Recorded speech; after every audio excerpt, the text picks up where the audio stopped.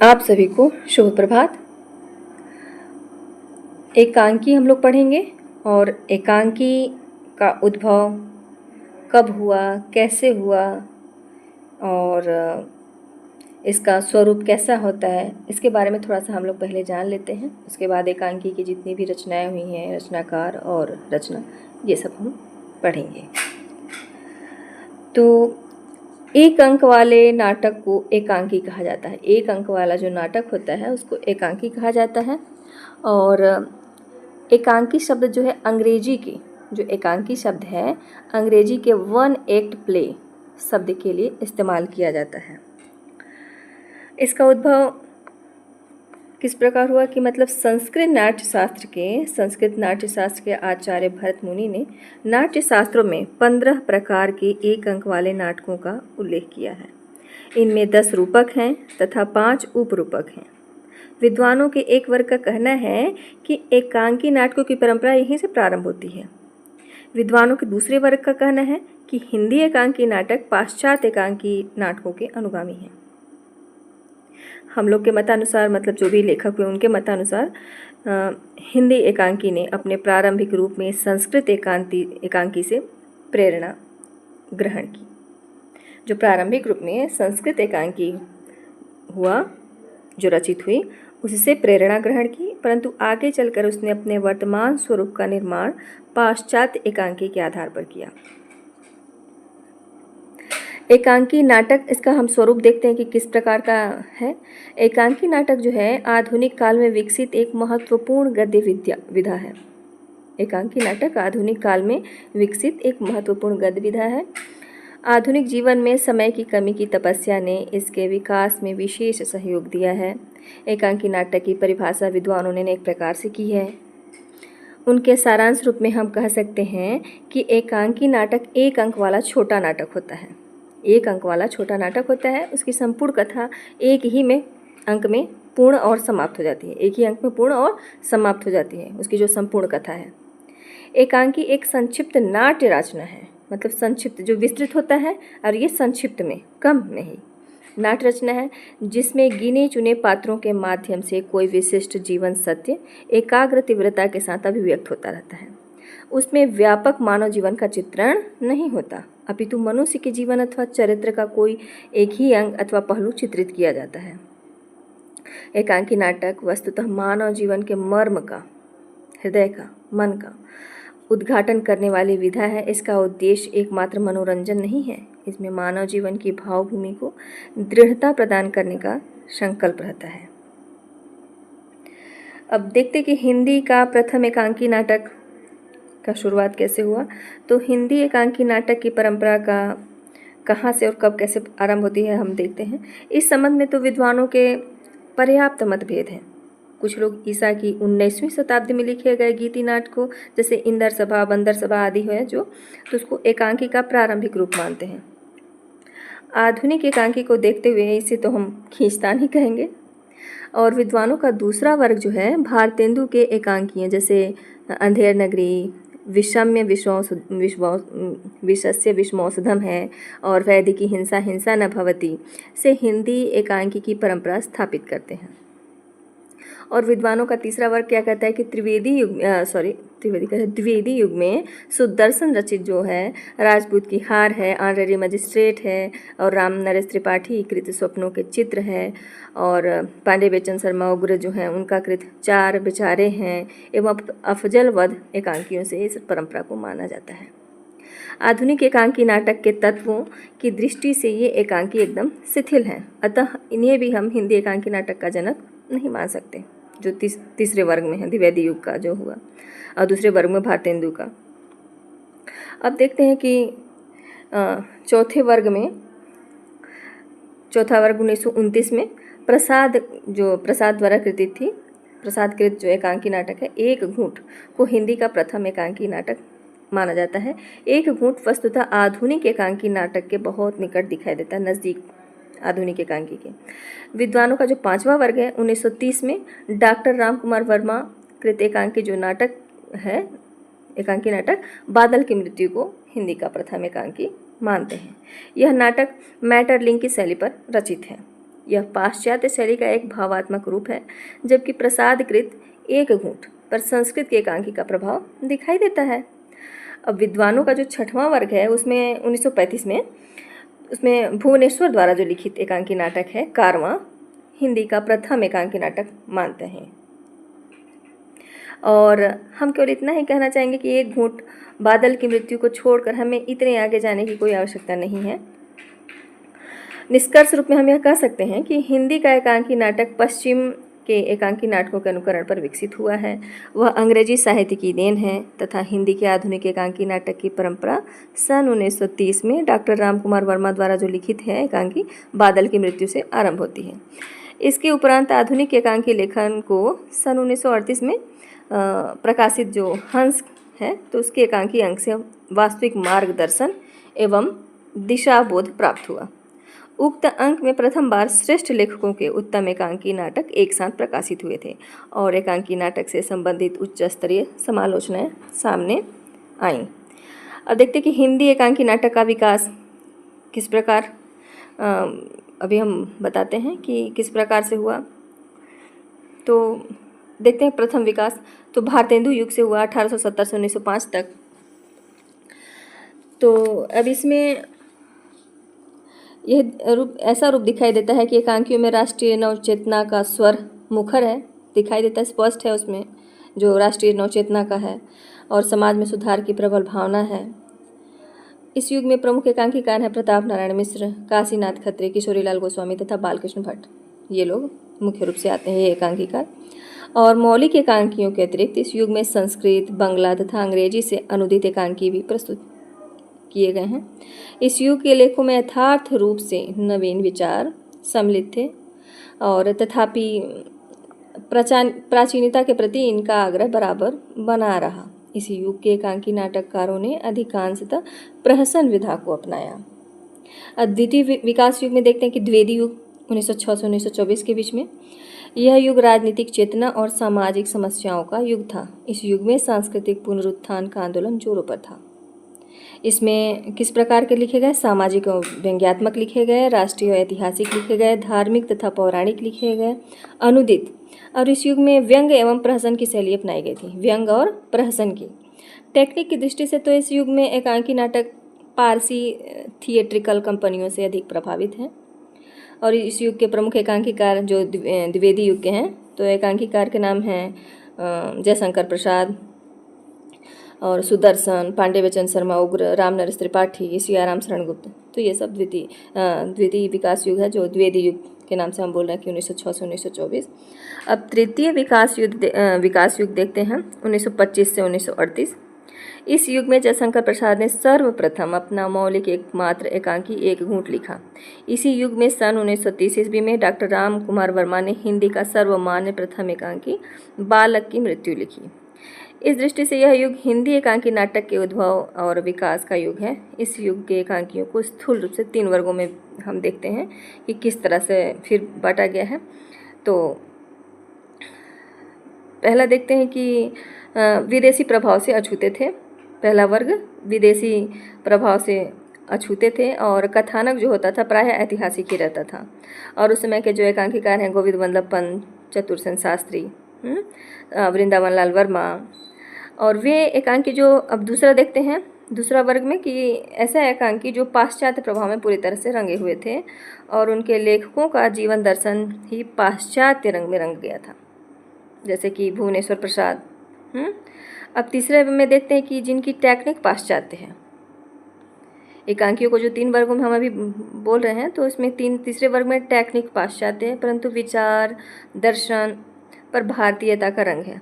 इस वर्ग के प्रमुख एकांकीकार हैं राम कुमार वर्मा हैं, सेठ गोविंद दास हैं, उपेंद्र नाथ अश्क हैं, उदय शंकर भट्ट, लक्ष्मी नारायण मिश्र हैं, विष्णु प्रभाकर हैं। अब देखते हैं कि चतुर्थ विकास युग 1939 से अब तक जो चला आ रहा है तो इसे हम वर्तमान युग भी कह सकते हैं। चतुर्थ विकास युग 1939 से अब तक। तो द्वितीय विश्व युद्ध के पश्चात की विशिष्ट परिस्थितियों ने तथा भारत की स्वतंत्रता के उपरांत जनवादी भावनाओं ने जनजीवन को व्यापक रूप से प्रभावित किया है। फलस्वरूप एकांकी नाटकों ने इस युग में खूब उन्नति की। वह एक प्रकार से लोक रंजन एवं लोक शिक्षण का माध्यम बन गया था, मतलब बन गया है, उस समय भी बना था। हिंदी के नाट्य संसार में एकांकी नाटक छा गए हैं, जैसे कि पंत हो गए, गिरजा कुमार माथुर हो गए। ये गीत तथा अभिनय के संयोग द्वारा एकांकियों की रचना करके हिंदी के एकांकी नाटक साहित्य को एक नवीन आयाम प्रदान किया। और रेडियो टेलीविज़न ने एकांकी को और भी अधिक लोकप्रिय बनाया। नवीन शिल्प करके हिंदी के एकांकी को विकसित करने वाले प्रमुख एकांकीकार जैसे राम कुमार वर्मा, भुवनेश्वर, जिन जिन लोगों का मैंने नाम लिया, उदय शंकर भट्ट, सेठ गोविंद दास, जगदीश चंद्र माथुर, उपेंद्र नाथ हस्क, विष्णु प्रभाकर, रांगे राघव, इस तरह से। अब हम इसमें देखते हैं कि पूरा मिला जुला के कि कैसे, मतलब इसका निष्कर्ष निकालते हैं कि वर्तमान युग में इस विधा ने आशातीत उन्नति की है। एकांकियों में यथार्थवाद का पुट रहता है तथा इनमें अधिकांश में अवचेतन मन की दामित यौन वासना है उसकी व्याख्या प्रस्तुत की जाती है। टेक्निक के ऊपर सिनेमा तथा पाश्चात्य नाट्य साहित्य का गहरा प्रभाव रहता है। एकांकियों में संगीत एवं स्वागत कथन का बहुत कम प्रयोग किया जाने लगा है। जिसमें संगीत रहता था, स्वागत वाला कथन रहता था, वह सब अभी प्रयोग इस टाइम का जो भी आप पढ़ेंगे तो वर्तमान समय का तो कम प्रयोग हो रहा है। आजकल ऐसे एकांकी अधिक लिखे जाते हैं जिनमें नारी पात्रों की संख्या भी कम होती है।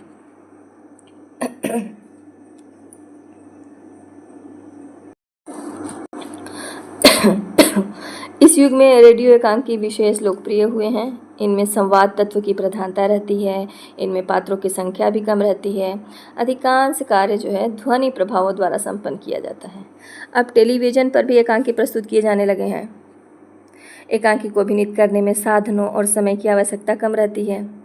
इस कारण इसकी रचना और रंगमंचीय जो प्रस्तुतिकरण होता है अधिक लोकप्रिय हो गए हैं। इससे बड़े नाटकों की रचना में बाधा उपस्थित हुई है। नाटकों की रचना में बाधा उत्पन्न हुई क्योंकि ये संक्षिप्त रहता है, पात्रों की संख्या कम रहती है।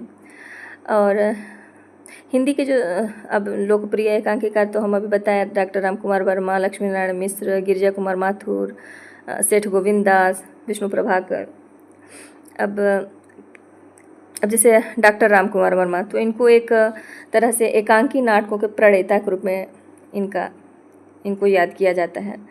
1930 में जो उनका एकांकी था बादल की मृत्यु प्रकाशित हुआ और उसी के साथ हिंदी में एकांकी नाटकों की अविच्छिन्न परंपरा का सूत्रपात हुआ। पाश्चात्य टेक्निक पर आधारित एकांकी नाटक को हिंदी साहित्य जगत में लाने का श्रेय डॉक्टर राम कुमार वर्मा को ही प्राप्त है। और अब देखते हैं कि उपेंद्र नाथ हस्क, हाँ, वो भी प्रतिभा के कलाकार थे, बहुमुखी प्रतिभा के कलाकार थे और 1935 के आसपास एकांकी नाटक के प्रति आकर्षित हुए। तब से लेकर आज तक अनेक पारिवारिक एवं सामाजिक एकांकी नाटक लिखे हैं उन्होंने। प्रथम चरण में तो उनका व्यंग प्रधान एकांकी लिखा गया था, जैसे पापी, लक्ष्मी का स्वागत, स्वर्ग की झलक, और जैसे एक सांकेतिक और प्रतीकात्मक रूप में भी एकांकी लिखे जिसमें है खिड़की, चुंबक, चिलमन, इस तरह से। और अस्क जी ने जो उपेंद्र नाथ के बारे में बता रहे हैं तो उनका भी मनोवैज्ञानिक एकांकियों की भी रचना उन्होंने की थी। अंजू दीदी जो नेट सिलेबस में हमारे दिया हुआ है, पर्दा उठाओ, इस तरह से। तो वो भाषा विशेष रूप से, उनकी जो भाषा है विशेष रूप से प्रशंसनीय है। इनकी एकांकियों जैसी उपयुक्त, प्रभावशाली तथा व्यावहारिक भाषा बहुत कम एकांकीकारों के पास है। विष्णु प्रभाकर भी मानवतावादी लेखक रहे, गांधीवादी विचारधारा से ओतप्रोत थे। अपने जो एकांकी नाटकों में उन्होंने मानव की रुचियों तथा भावनाओं का जो भी प्रस्तुतिकरण किया है बहुत ज़्यादा अध्ययन है उसमें। और उनकी एकांकियों में घृणा, द्वेष आदि मनोवाचित जो विकार होते हैं, ऊपर से उन्होंने जो विकार है उनको भी दिया और सहानुभूति, संवेदना, जो भी सद्वृत्ति होती है उसके प्रति विजय दिखाई गई है। मानव आत्मा के सौंदर्य का जो उद्घाटन होता है विष्णु प्रभाकर में, वही सबसे बड़ी विशेषता है उनकी। अच्छा, हम अब देखते हैं अब जितने भी हैं एकांकीकार, उनकी रचना और रचनाकार का नाम अब देखते हैं। एकांकी जयशंकर प्रसाद कृत एक घूंट 1930 ईस्वी को आधुनिक ढंग का प्रथम एकांकी स्वीकार किया जाता है। हिंदी के प्रथम एकांकीकार के संबंध में विद्वानों में मतभेद हैं, जो निम्न हैं। विद्वान हैं डॉक्टर सत्येंद्र रामनाथ सुमन, डॉक्टर नगेंद्र सोमनाथ गुप्ता और अज्ञेय। तो डॉक्टर सत्येंद्र का मानना है प्रथम एकांकीकार किसको, भारतेंदु हरिश्चंद्र को, वो मानते हैं। रामनाथ सुमन राम कुमार वर्मा को मानते हैं। डॉक्टर नगेंद्र सोमनाथ गुप्ता और अज्ञेय किसे मानते हैं, जयशंकर प्रसाद को। डॉक्टर राम कुमार वर्मा ने हिंदी में सर्वप्रथम पश्चिमी नाट्य विधान को ध्यान में रखकर बादल की मृत्यु 1930, जिसको अभी हम बताएं, एकांकी की रचना की। और हिंदी में प्रमुख एकांकीकार निम्नलिखित हैं। राम कुमार वर्मा, डॉक्टर राम कुमार वर्मा, और उनकी एकांकी लेखन है पृथ्वीराज की आँखें, रेशमी टाई, चारुमित्रा 1943, विभूति, सप्तकिरण, रूपरंग, कौमुदी महोत्सव, ध्रुवतारिका, ऋतुराज, रजत रश्मि, दीपदान, दीपदान तो यूपी बोर्ड में दिया है 10th वाले बुक में, दीपदान, कामकंदला, बापू, इंद्रधनुष, रिमझिम। तो ये दिया है राम कुमार वर्मा जी का। जैसे विष्णु प्रभाकर का लिखा हुआ था तो वो भी गांधीवादी विचारधारा से ओतप्रोत थे, ज़्यादा वो प्रभावित थे विष्णु प्रभाकर। अब देखते हैं भुवनेश्वर का कारवां, उपेंद्र नाथ अस्क का सामाजिक व्यंग्य है, जैसे हम बताएं सामाजिक और पारिवारिक ज़्यादातर है। अब देखते हैं प्रतीकात्मक भी है, प्रहसन भी है। देखिए लक्ष्मी का स्वागत सामाजिक व्यंग्य में है, लक्ष्मी का स्वागत, पापी, मोहब्बत, जोंक, स्वर्ग की झलक, अधिकार का रक्षक, आपस का समझौता, ये हो गया सामाजिक व्यंग्य।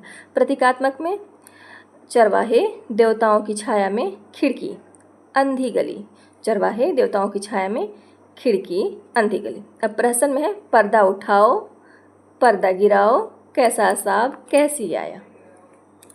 अब देखते हैं उदय शंकर भट्ट का एक ही कब्र में 10,000 दुर्गा नेता 1935, उदय शंकर भट्ट का 1935। वर निर्वाचन 7वां है, सेठ लाभचंद 8वां है, स्त्री का हृदय 9वां है, बड़े आदमी की मृत्यु 10वां है, नए मेहमान, यह भी दिया हुआ है, आप लोग तो पढ़ चुके होंगे इसको, नए मेहमान। धूम सिखा, पर्दे के पीछे, मुंशी अनेखेलाल, विष की पुड़िया 14वां, विष की पुड़िया। अब सेठ गोविंदास का देखते हैं। स्पर्धा, दूसरा है मानव मन, तीसरा है मैत्री, चौथा है वह मरा क्यों, 5वां है हंगर स्ट्राइक, 6वां है बुद्ध की एक शिष्या, 7वां है सप्तरश्मि, 8वां है एकादशी, 9वां है पंचभूत, 10वां है चतुष्पथ। जगदीश चंद्र माथुर का है मेरी बांसुरी 1936, भोर का तारा, कलिंग विजय, रीढ़ की हड्डी, मकड़ी का जाला, इसमें से 4-5 तो मैं खुद पढ़ चुकी हूँ, रीढ़ की हड्डी वाला भी, मकड़ी का जाला भी, खंडहर, खिड़की राह, घोंसले, 9वां है कबूतर खाना, यह भी, भाषण, 10वां है भाषण, ओ मेरे सपने, 12वां है शारदीय, 13वां है बंदी। अब आगे देखते हैं।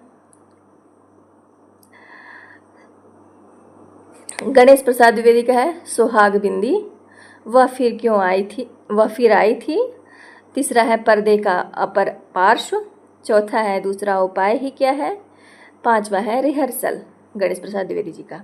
अब देखते हैं गिरिजा कुमार माथुर जी का। पहला है इनकी एकांकी, पहला है मेघ की छाया, दूसरा है पिकनिक, तीसरा है उमर कैद, चौथा है लाउड स्पीकर।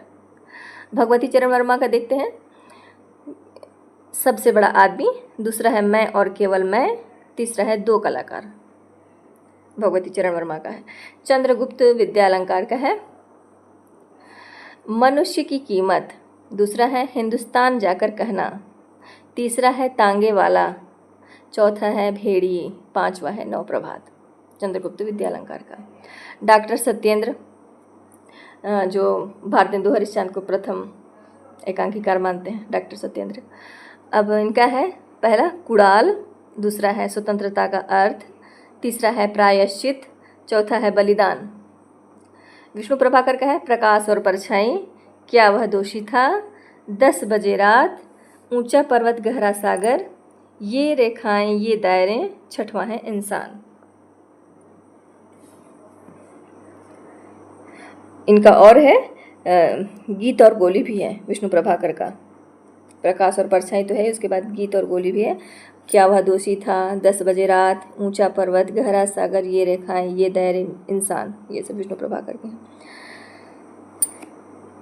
चतुरसेन शास्त्री का है पन्नाधाय, दूसरा है हाड़ा रानी, तीसरा है रूठी रानी, चौथा है राखी। चतुरसेन शास्त्री जी का। लक्ष्मी नारायण लाल का देखते हैं नाटक बहुरंगी, दूसरा है पर्वत के पीछे, तीसरा है ताजमहल के पीछे, चौथा है दूसरा दरवाजा। धर्मवीर भारती का है नदी प्यासी थी। जैनेन्द्र कुमार का है टकराहट, सुदर्शन का है राजपूत की हार। अब नेक्स्ट वीडियो में हम लोग अध्ययन करेंगे हिंदी उपन्यास का विकास। इसका भी हम देखेंगे कि इसका उद्भव कैसे हुआ, कब हुआ और इसका स्वरूप किस तरह से होता है। ठीक है, थैंक यू सो मच।